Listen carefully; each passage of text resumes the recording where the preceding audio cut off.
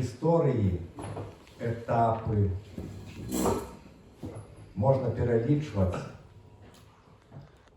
шмат разоў.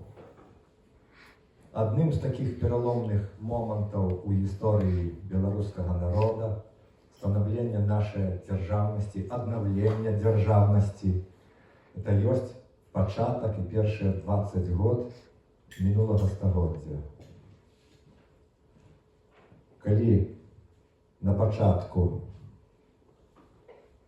у выніку адлігі падзеяў у Расіі 1905 года сталася магчымым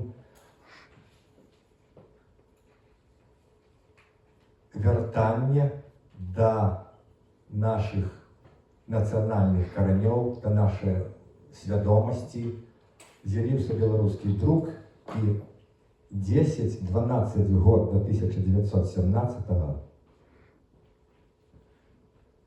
выхавалі катэгорыю людзей, усведамляўшых, што яны літвіны, беларусы. Яны ведалі гісторыю.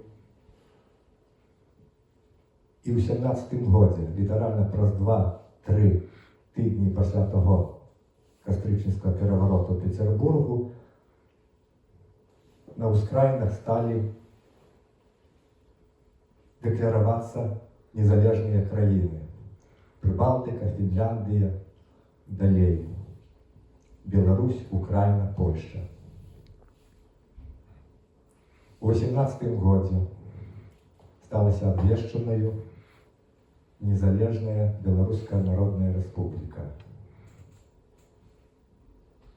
У моцу пэўных гістарычных абставінаў яна пратрымалася 10-11 месяцаў і напрыканцы 18 году фактычна была захоплена Расіяй. Потым быў шэраг ваенных канфліктаў паміж Расіяй і Польшчай, паміж Нямецчынай і Расіяй, і аднойчы у прамежак пасля Рыжскай дамовы, што падзяляла Беларусь на две часткі, адчынілася невялічкае слабое акенца магчымасцяў паспрабаваць утрымацца у цэнтры Беларусі паміж двумя зонамі, стварыць вольную Беларусь, якая той самы назоў мела Беларуская Народная Рэспубліка, таму што ўрад быў у Ковна, у Летуве, а шмат людзей, што былі носьбітамі ідэалаў незалежнасці, заставаліся ў Беларусі. І менавіта на случыне, як казалі, беларускай Швейцарыі, самая заможная частка нашай тэрыторыі, дзе заможныя сяляне пражывалі, яны ведалі, што ім ёсць што губляць, яны ведалі, што тое, што ўжо згублена, ёсць маленькі шанец вярнуць назад праз вяртанне вольнасці.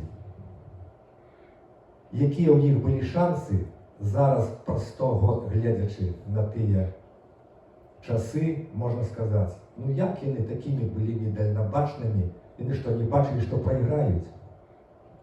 Магчыма, хтосьці і усведамляў, але яны ведалі, што іншым часам маленькая іскра узбудзіць полымя.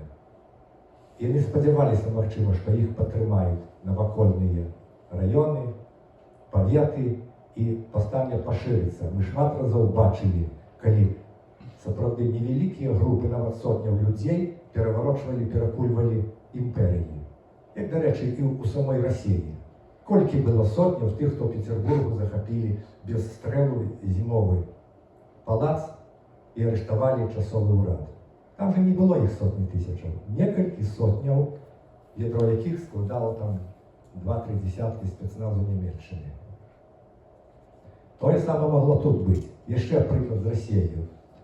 Прыгожин, нехай бандыт, але ён паказаў, наколькі хісткая сітуацыя была літаральна колькасць год таму пры Пуціне. Ён мог дайсці до Москвы з некалькімі тысячамі бандытаў такіх, як ён сам.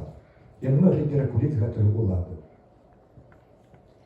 Расійскае войска ў 20-м годзе складалася на 95% це прості селяни, яких загнали туди, які в лаптях, у віровках підпоразані, маючи стрельбу, були гнані у атаки.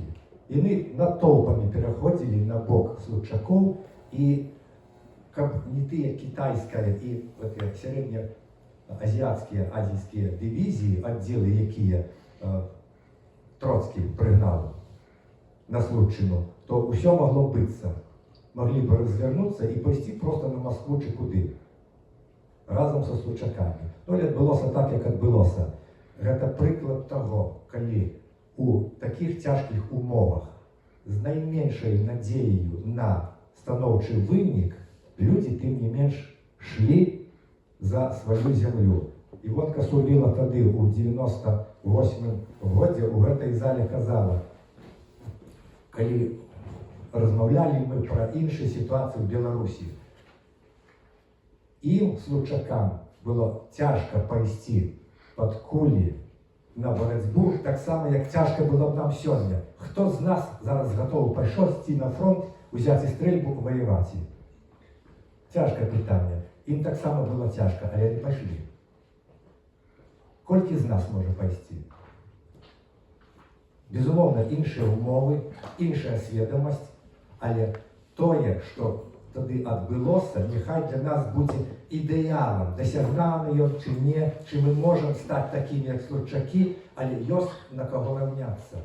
Так само, як у історії у нас є постаті Костюшки, Каліновського.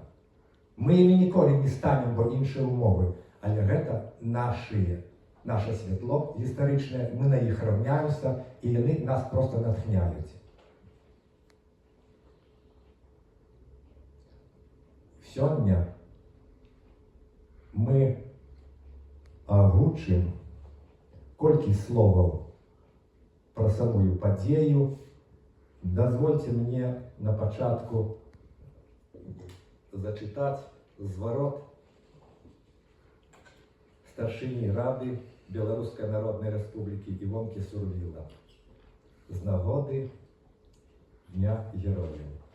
Дорогие мои суродичи белорусы, в эти дни, 105 годов тому, 10 тысяч Случаков вирішили не допустить новой навали з усходу, що будуть боронить під червоно-білим стягом Білоруську Народну Республіку. Звертаюся до вас сьогодні, щоб припомнити усім нам, можливо, наших найбільших героїв, припомнити з величезною вдячністю і сказати їм, що вони досюль живуть у серці кожного білоруса. І що ми віримо, що з їхньою допомогою ми відродимо нашу батьківщину, не дозволимо ворогам смерті стерти її з поверхні землі. Дорогі мої суродичі, жадаю вам з глибини серця дочекатися того дня, коли ми знов станемо громадянами нашої вольної держави, яка займе своє почесне місце між іншими демократіями світу. Але для цього треба, щоб кожен і кожна з нас усвідомили собі, що лос нашої землі у наших руках. Не випадково стогоддями ми відчуваємо приналежність до її.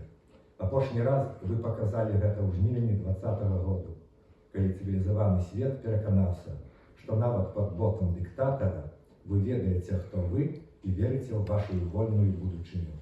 Це було ваше найновіше досягнення в цьому стагодді, виники якого ми бачимо до сьогодні. Не глядячи на всі намагання агресивного сусіда і його троянського коня на нашій землі, світ пам'ятає 20-й год і ніколи не забуде тих сотнів тисяч червоно-білих стягов, які лунали у жнивені над нашим краєм. Збудували ви подмурок, який досюль боронить у світі нашу національну ідею і наш народ. Дорогі мої суродичі, зачекаю всіх вас з вдячністю відзначити День Героїв. Живе Білорусь! Живе! Спасибо, Ради.